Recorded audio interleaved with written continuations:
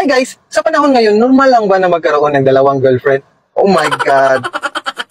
Pero hindi po yan ang pakay ko for today kasi pag-uusapan pa rin natin ang topic about vehicle insurance.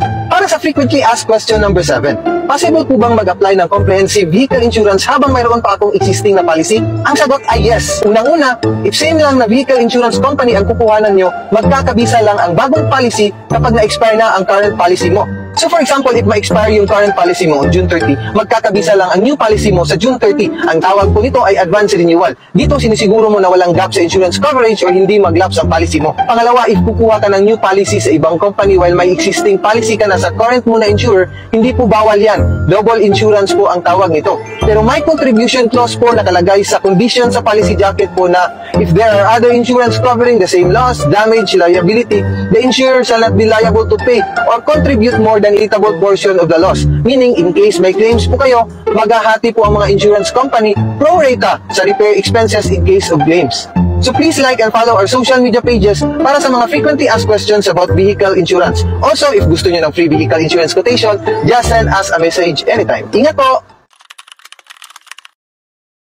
Yung feeling na kahit wala kang ginawang mali, pero nasaktan ka pa rin. Para sa frequently asked question number 8, what if ma-damage yung sasakyan ko while nakapark? Covered po ba ito sa insurance? Unang-una, depende po if may insurance ka or wala. Kung wala, siyempre walang coverage ang vehicle mo against damages.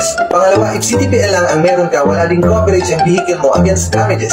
Pangatlo, if may comprehensive insurance ka, depende po sa peril if covered ba. Meaning sa peril, ito po ang specific cost or approximate cost on why na-damage ang vehicle nyo. For example, if nakapark ka sa bahay o sa gilid ng kalsada tapos bumaha o lumindol, tapos nasira ang sasakyan nyo, covered po yan if may acts of nature coverage ka. Another example, if nakapark ka sa gilid ng kalsada at pagbalik mo na damage na yung windshield or may mga scratches na sasakyan mo, covered po yan sa on-damage coverage mo kahit hindi mo alam kung sino ang may kagagawa nito.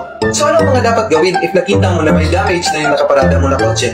Number 1, huwag galawin ang kotse or huwag kang aalis. Number 2, mag-investigate ka muna and look for witnesses. Number 3, magkuha ng mga pictures. Number 4, contact the authorities and file a police report. And lastly, contact your insurance company and file a claim immediately. Hopefully, may napulot na naman kayo na araw today. And if you have questions or gusto nyo na magpa-quote ng vehicle insurance, just send us a message anytime. Salamat po!